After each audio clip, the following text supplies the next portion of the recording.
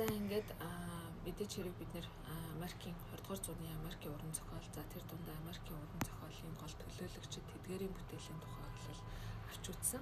Тэгэхээр та бүхэн семинарын хичээл дээр бол Америкийн модернизмын гол төлөөлөл болох Гэгцэн үеийнхэн ба Америк модернизм гэсэн зохиолыг одоо уншиж судлах нь зүйтэй. За энэ зохиолын тухай бол утга зохиолын судлаач Эрдэмтэн профессор их баяр тодорхойлохдоо дайн бол тэдний хувьд зөвхөн бие махбодын шарах биш, сүнслэг ертөнцийн бүх толгоор багныг нураасан аим шиг байсан. Иймээс тэднийг Гэгцэн буюу нийгмийн зүгжигээ алдсан хүмүүс гэж нэрлэх болсон гэж тэмдэглэсэн баг. За мөн Гэгцэн үеийнхний онол уламжилт ёс зүйн хэмжээ нуран унсан вакуум буюу хоосон орон зайд хувь хүн хэрхэн оршихыг судалдаг.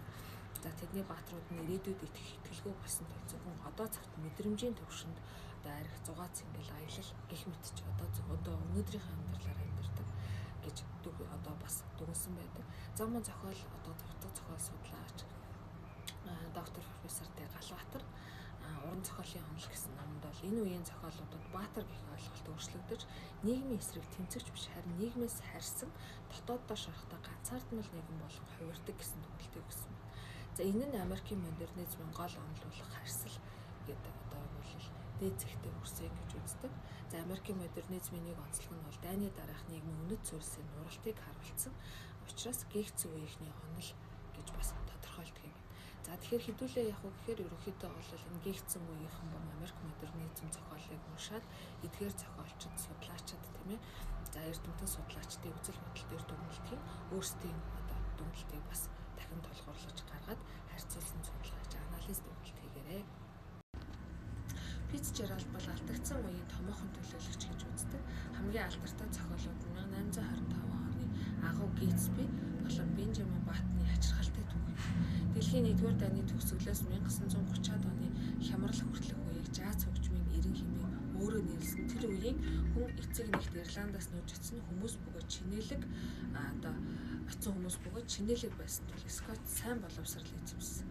За Принстоныг сургуульд сурч байхдаа цэрэгт явсан бөгөөд цэргээс 1919 онд халагдаад Нью-Йоркт рекламын албахаж зохиол бичиж байсан байна энэ үед. За 1920 онд зураач Зельдатай одоо гэрэлсэн байдаг ба 1924 онд Европ руу явж Итали, Францад амьдрах болсон. За түүний зохиолууд нь бол Яважингийн нөгөө тал, гоо сайхан ба хараал, тэр бүх гонхтой залуус, тааламжтай сүүлчийн магнат зэргийг нэрлэж болно.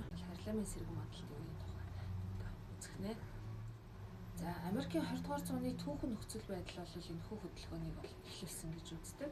За дайнд оролцож эрх чөлөөний үнцнийг мэдэрсэн хар эрт зэргүүд их орондоо ирээд 2-р зэргийн иргэн байхыг хүсээгүй тэмцлийн сэтлийг бол авах гэсэн. За ингээд харламын сэргэн модалт нь бол 1910-аад оны сүүлч 1930-аад оны дунд үед хүртэл Америкийн нэгдсэн улсын түүхэнд гарсан хамгийн тод хүч хэрхэг соёлын тесрэлт болсон гэж үзэж болж байна. За мөн энэ нь бол зөвхөн уран зохиол төдийгүй урлагийн бүхий салбарууд болох хөгжим, бүжиг, дүрслэх урлаг, нийгэм, гүн ухааныг бол бүхэлд нь хамарсан гэж ойлгож байна.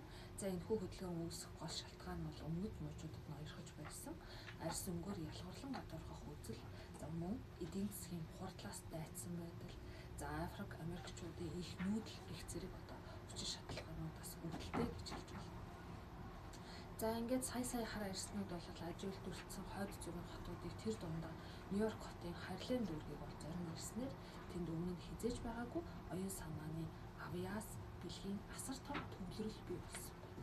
Энэхүү сэргэн мандалтын гол цөм нь бол шинэ негр хэмээх үзэл баримтлал байсан.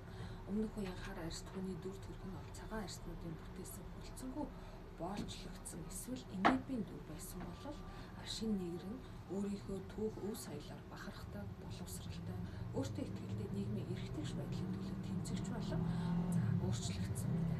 За энэний бол Айлен Лок тэргүүдээс ихэдгүүд энэ үзэл санааг боловсруулж Африк Америк хүн өөрийнхөө бие хэмээх үзлийг бусдын мэдээр биш өөрийнхөө үнэн мөн чанараар тодорхойлох ёстой хэмээн тохиолж байжээ. За энэ үед хэвлэгдчихсэн бол Айлен Лок ба шинэ нэгэр онолын гоо зүйн ойлголт гарч ирж байсан. За Айлен Лок нь бол 1925 онд хэвлэгдсэн шинэ нэгэр хэмээх антологиороо харламын сэргэн модалтын зүгээр нэг урлагийн цуглуулга биш харин оюун санааны чөлөөлт гэж тодорхойлсон байна. За тэрээр Африк, Америк зохиолчд хандаж Европын реализмыг сохроор дуурайхаас татгалзаж өөрсдийн язгуур Африк соёл ардын аман зохиолоо модернизмын туршилттай нэрлэхийг одоо нэгтгэхийг ингэж уриалж байсан. Энэ нь уран зохиолын агуулгыг өвөрмөц ижилсэл буюу инденити рүү чиглүүлж байсан. За би хинбэ гэдэг асуултанд нийгмийн зүгээс оноосон хариултыг бус өөрийн сүнслэг мөн чанараас урхан гарсан хариултыг өгөх боломжийг нээсэн гэж хэлж байна.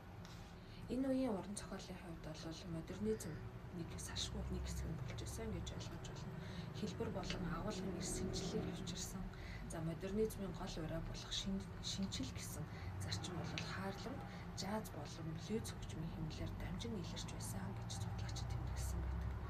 За Ливингстон, Хьюз тэргүүтээ яруу найрагчид Европын сонгодог шүлгийн хэмжээг эвдэж жаз хөгжмийн импровиз буюу гинти хавьяалбыг чөлөөт хэмнэлийг шүлэгт оруулж ирсэн байна. Тэд өдөр тутмын ярианы хэл, за ардын аман зохиолыг дээд зэрэглэгийн урлагийн түвшинд гаргаснаар хар арьс түүний сүнслэг чанарыг дэлхийд дахин бол танилж чадсан.